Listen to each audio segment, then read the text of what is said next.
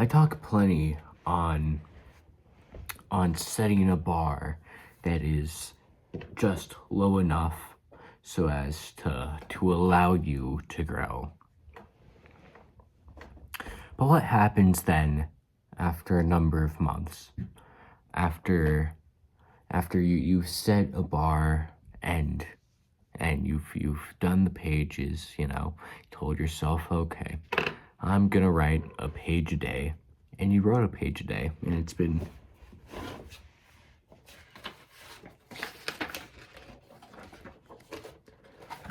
82 days now, right? And eventually you realize, wow, I've improved a lot in my writing. I've improved a lot in my articulation. I think I'm a more logical person, and I think that I might even be using my brain to a significantly fuller capacity as compared to before, right? And at this point, you're probably gonna realize, but I'm not growing as fast as I was in the beginning. Sure, I may be slowly implementing more and more allegories and whatnot into my writings, and I might more and more be able to get my point across in a clear and efficient way, one that'll resonate in many hearts. However, you're not growing fast enough, so eventually you gotta decide, okay, I'm gonna need to raise the bar again if I wish to continue improving. And this is your whole thing, right? Who are you without your self-improvement, really? So you think and okay, well, maybe if I just write more. All right, well, if you go to the gym, you can take a 10-pound weight and fucking, I don't know, curl it until you've been completely destroyed in that arm, until that arm's damaged, right? Maybe that'll grow that arm. Maybe it'll hypergamy after that, right? But you should always just, go to 20 pounds instead, or 5 pounds even. Increase the bar, set it a little higher. Not necessarily in volume, but in quality. So, when I take my notebook, I decide, okay, how am I gonna improve the quality of this? How am I gonna improve the quality of my thoughts and of my writings, and really of my way of expression?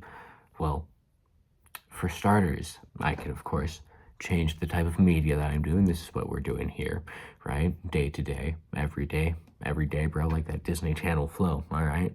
Where I'm just uploading and expressing my thoughts on various topics, various ramblings, and maybe once I've gotten comfortable enough in making videos, I'll increase the bar to like daily vlog styles, I think, to where I'm genuinely showing my self-improvement journey instead of just taking you on some ramblings,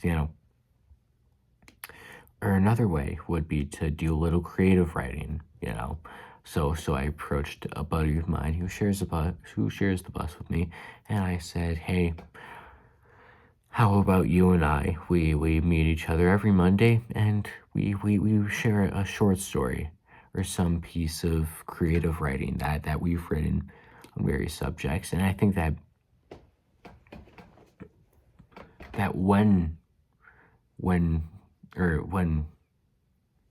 creative writing is at its most useful, when writing is at its most useful, is when you use it to serve as a flashlight and illuminate the darkest corners of your soul, what you're most ashamed of, what you truly want to defend above anything else from any opening and peering eyes, right? And perhaps even justly so. After all, who knows what untold monsters are hidden in that dark, right? Who knows what's going to be found hidden away from you? I don't know. I don't know about myself. I don't know what I'm hiding from myself. I have a vague idea where my insecurities lie, but I haven't gone out and I haven't tried to share. And I think that in illuminating this, and perhaps even in publishing it and sharing your thoughts and problems, I think that you can grow stronger and aid people in their own right. You know, I talk about my various problems, my addictions to lust, for example. And I talk about this, and I would be ashamed of it, and I am ashamed of it. I'm incredibly ashamed. I hesitate every time that I'm about to talk about it, but I still do, because I think that this is a problem in our current society. And I think that more people could stand to gain from from me sharing my own problems than I stand to lose from me sharing them. And maybe one day I'll be wrong, and maybe one day it'll be proven that my worst fears were correct. And now my family judges me for the lust I feel. And now my friends and my lovers and whatnot, they all look at me as lesser than perhaps they would before. But I think that, at least currently, that isn't the future that I can see. That isn't the possibility. No, that isn't the path I'm treading. There's a poem in the great poet in the Dead Poet Society that talks about that's called the path less walked upon, the last path less trudged, right? And there's a line in there that's perhaps one of my favorite lines in all of any poetry at all. That is, I chose the path less walked upon, and that has made all the difference. Now, of course, in this poem, the interpretation that Dead Poet Society would give you is rather incorrect. It rather implies that there wasn't much difference in the first place. But I think that's an interesting idea.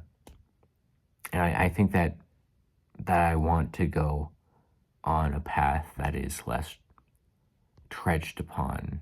Is that even a word? I don't know. Who's to say, really? What is language? You know, and I say a lot, don't I?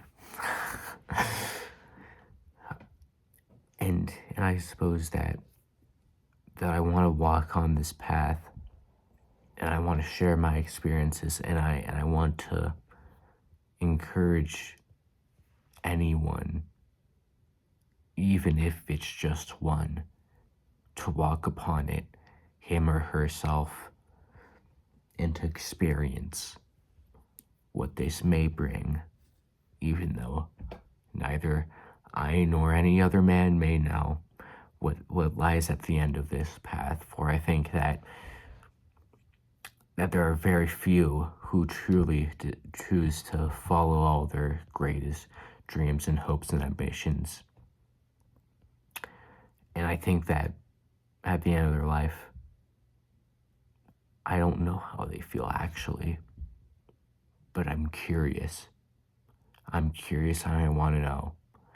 And I want to share my journey, and I want to write poetry, and I want to be a philosopher, and I want to be this, I want to be that, and I want to write narratives, and I want to illuminate this darkest part of my soul to the whole world.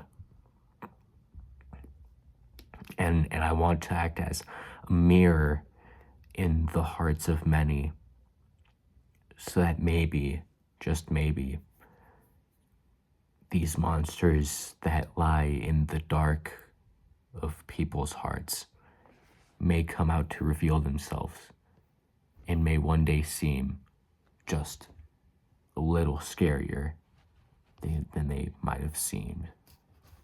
God bless, my friends.